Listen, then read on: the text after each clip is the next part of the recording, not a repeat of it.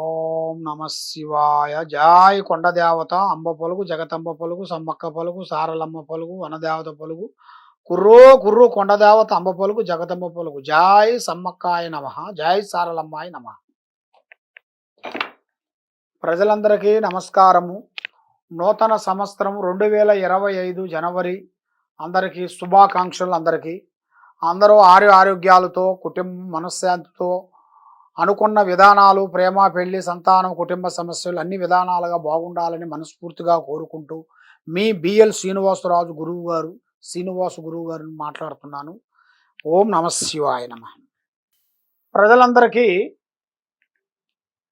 ఈ జనవరి 2025 సింహరాశి వాళ్ళకి ఎలా ఉందనేది తెలుసుకోబోతున్నాము. సింహరాశి వాళ్ళకి మకా నక్షత్రము 1, 2, 3, 4 పాదములు అనగా, పుబ్బా నక్షత్రము 1, 2, 3 పాదములు అనగా, ఉత్తరాపాద నక్షత్రం అనగా 1 పాదం అనగా సింహరాశి ఫలితాలు. ఈ సింహరాశి వాళ్ళకి మెయిన్గా అదృష్ట యోగము, లక్ష్మీ యోగము, జీవిత యోగము, స్థాన యోగము, పూజ యోగము. మరి వీళ్ళు ఏ విషయాలైనా కూడా కొన్ని కార్యక్రమాలలో చాలా స్పీడ్గా ఉంటారు.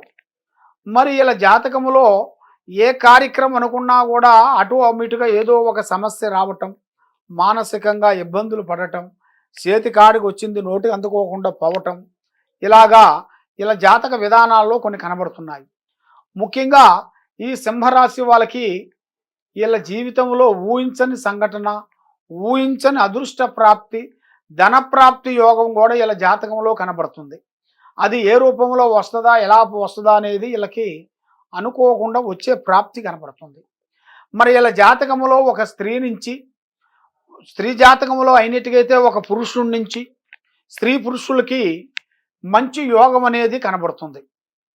మరి ఈ సింహరాశి వాళ్ళకి ఆడవాళ్ళకు కానీ మగవాళ్ళకు కానీ ఈ నూతన ప్రయత్నాలు, నూతన సంవత్సరంలో విద్యారంగంలో చాలా వరకు విద్యారంగంలో అభివృద్ధిగా వచ్చే మార్గాలు కొన్ని కనబడుతున్నాయి. ఉద్యోగ పరంగా చూసుకుంటే కొన్ని మార్పులు, కొన్ని చేయాల్సిన కొన్ని చేంజెస్, కొన్ని అనుకున్న ఆలోచనలు, కొన్ని పెద్ద పనులు, కొన్ని అభివృద్ధిగా రావాల్సిన యోగం అనేది ఇలా జాతకంలో కనబడుతున్నాయి. కానీ ఎంత కష్టపడతారో అంత ప్రతిఫలాన్ని పొందలేకపోతుంటారు. వీళ్ళు కష్టపడ్డది మొత్తం బూడిదలో పోసిన పన్నీరు మాదిరిగా అయిపోతుంటుంది.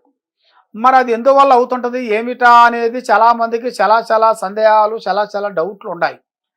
ముఖ్యంగా ఈ సింహరాశి వాళ్ళకి ముఖ్యంగా ఏ కార్యక్రమం అనుకున్నా, ఏ పని అనుకున్నా కూడా ముందే వీళ్ళ ప్లానింగ్ ఎవరికి చెప్పి చేయకూడదు. పని చెప్పిన దానివల్ల కొన్ని నష్టాలు, కొన్ని ఇబ్బందులు, కొన్ని ఎదురయ్యే మార్గాలు కొన్ని కనబడుతున్నాయి. మరి ఈ సింహరాశి వాళ్ళకి వ్యవసాయదారులకి మంచి అభివృద్ధి అనేది పొందే మార్గము, పెద్ద డెవలప్మెంటు.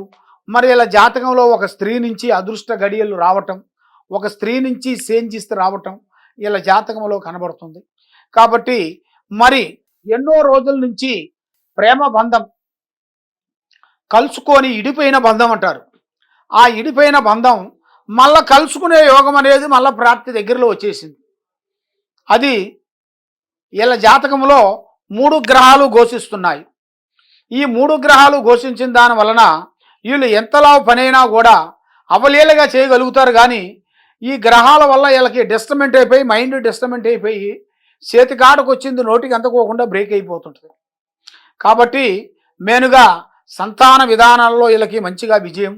ఈ సంవత్సరంలో వీళ్ళకి కళ్యాణ యోగానాలు, కళ్యాణం ఆడవాళ్ళకు కానీ మగవాళ్ళకు కానీ కళ్యాణ ప్రాప్తి యోగాలు కూడా వీళ్ళకి అనుకున్నట్టుగా మంచి ఫలితాలు అనేది ఉన్నాయి. చేసే ఉద్యోగదారులకి, వ్యాపారదారులకి, చేసే సినీ ఫీల్డ్కి మీరు చేయాల్సిన సినీ ఫీల్డ్లలో కూడా కొన్ని నాటికలు ఇచ్చే వాళ్ళకు కూడా కొన్ని నూతన పనులు కూడా కొన్ని రాబోతున్నాయి. వాళ్ళకు కూడా కొన్ని కార్యక్రమాలు కూడా పెద్ద డెవలప్మెంట్ కావాల్సిన యోగం అనేది వాళ్ళ శని నుంచి హై లెవెల్గా వెళ్ళాల్సిన యోగం కూడా వాళ్ళ జాతకంలో కూడా కనబడుతుంది. కాబట్టి ఈ సింహరాశి వాళ్ళకి గతంలో ఉన్నదాని కాకోకుండా ఇప్పుడు కొన్ని చేంజెస్లు, కొన్ని మార్పులు కొన్ని కనబడుతున్నాయి. తప్పకుండా ఏ కార్యక్రమం చేయాలనుకున్నా, ఏ పని అనుకున్నా కూడా ఇప్పుడు టైం అనేది అంత అనుకూలం అనేదిగా కనబడతలేదు, విజయవంతంగా లేదు.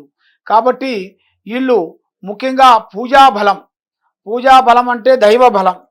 ఆ దైవ బలం చేయాల్సిన విధానం కారణం ఏమిటంటే, దైవ బలంలో మనం తీసుకున్న నిర్ణయం, మనం పూజించే దేవుడు, మన కులదేవుణ్ణి మనం పూజించాలి.